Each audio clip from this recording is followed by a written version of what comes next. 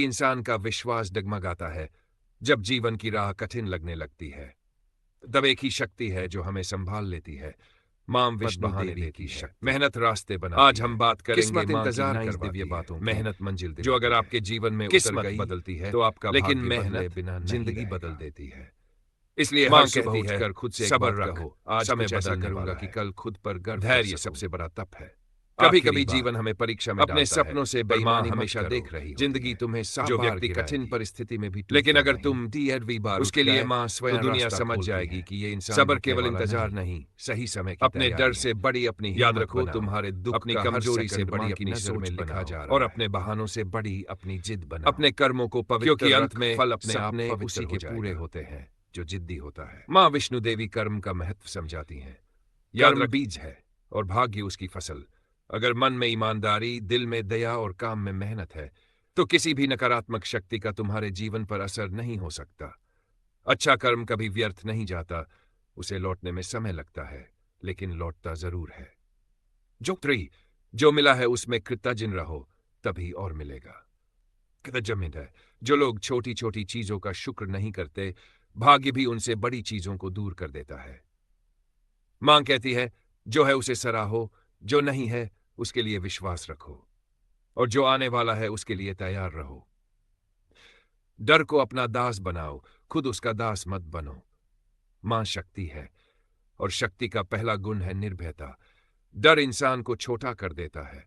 मां कहती है, अगर मैं तेरे साथ हूं तो दुनिया की कोई ताकत तुझे रोक नहीं सकती। कदम बढ़ाओ, डर पीछे हट जाएगा।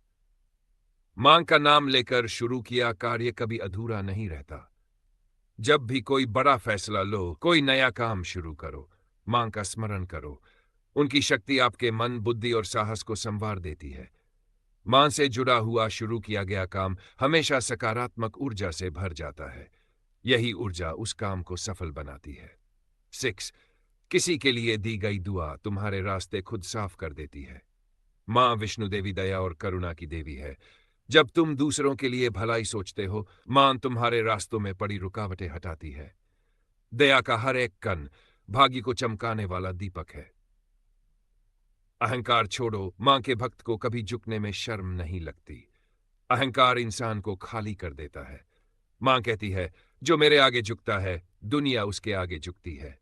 अहंकार छोड़कर विनम्रता अपनाते ही रिश्तों में शांति, काम में प्रगति और जीवन में आशीर्वाद आने लगता है।